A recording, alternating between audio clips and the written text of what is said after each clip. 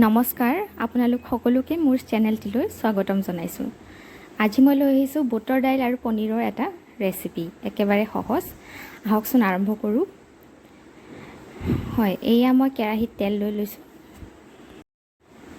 তেলখিনি গৰম হ'বলৈ দিছোঁ। গৰম হোৱা তেলত মই কুটি লোৱা পিঁয়াজ এটা দি দিছোঁ, মিহি মিহিকৈ কুটি লৈছোঁ। তো পিঁয়াজখিনি ভালদৰে লৰাই ভাজি লৈছোঁ। লগতে মই জলকীয়া 3টা কটাই সৰু সৰু জলকীয়া দি দিছোঁ।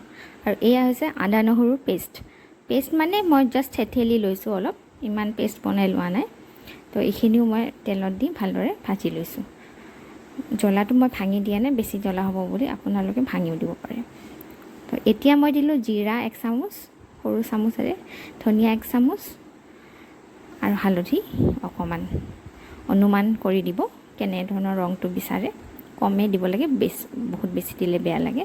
আৰু লগত এয়া আছে মোৰ বুটৰ দাইল। মই আগতেই কুকাৰত কেইবাটাও চিটি মাৰি ভালদৰে সিজাই লৈছোঁ।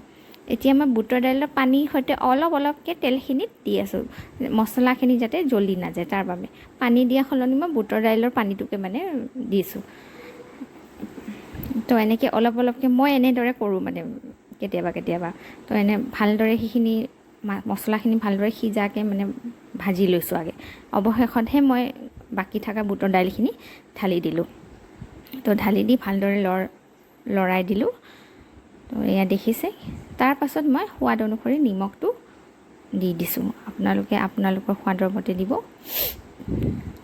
চ' এয়া দিয়া বুটৰ দাইল অলৰেডি সিজি আছে, খালি এইটো সম্ভাৰটো লগাওঁ সেইটো কথা। মোৰ অনুমান হ'ল যে অলপ আৰু জিৰা দিব লাগিব। জিৰাটো মই ঘৰতে ৰোষ্ট কৰি গ্ৰাইণ্ড কৰি লোৱা জিৰা, ঘৰতে বনোৱা। আৰু এতিয়া দেখিছে এই যে পনীৰখিনি ভাজি লৈছোঁ, এইখিনি মই আগতে ভাজি লৈছিলোঁ, মই এতিয়া দেখাই দিছোঁ। এই ভাজি লোৱা পনীৰখিনি মই এতিয়া বুটৰ দাইলত দি দিম। বুটৰ দাইলখিনি যেতিয়া অলপ উতলিব আৰম্ভ কৰিব, এতিয়া পনীৰখিনি দিয়াৰ পাছত আৰু অলপ ভালদৰে মই উতলিব দিম, যাতে পনীৰখিনি অলপ ছফ্ট হৈ যায়। তাৰ ভিতৰত অলপ ভাজি লৈছোঁ, তাৰ গাখীৰৰ গোন্ধটো হ'ব যাবৰ কাৰণে। এইটো ৰেচিপিত ভাজি ল'লে ভাল লাগে পনীৰটো। তাৰ পাছত এনেকৈ লৰাই চৰাই মই অলপ সময়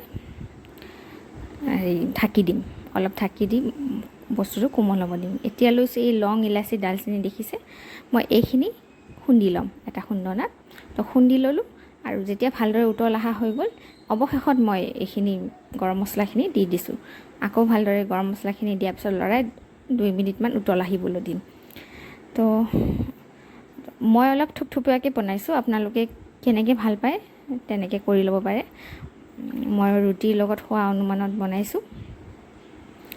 আৰু বুটৰ দালি অলপ এনেকৈয়ে ভাল লাগে, বেছি পনীয়া হ'লে ভাল নালাগে। তো কেতিয়াবা নিৰামিষ ভাতৰ লগত খাব, কেতিয়াবা এনেই আৰু দালিৰ নিচিনা বনাব পাৰি বাৰু। তো এনেকৈ মোৰ বুটৰ দালি আৰু পনীৰ প্ৰায় ৰেডি হৈছে, দেখিছে এয়া ধুনীয়া এটা গোন্ধ। আৰু একদম শেষত মই ঘি অলপমান দি দিছোঁ আৰু লৰাই বাছ মই বন্ধ কৰি দিছোঁ।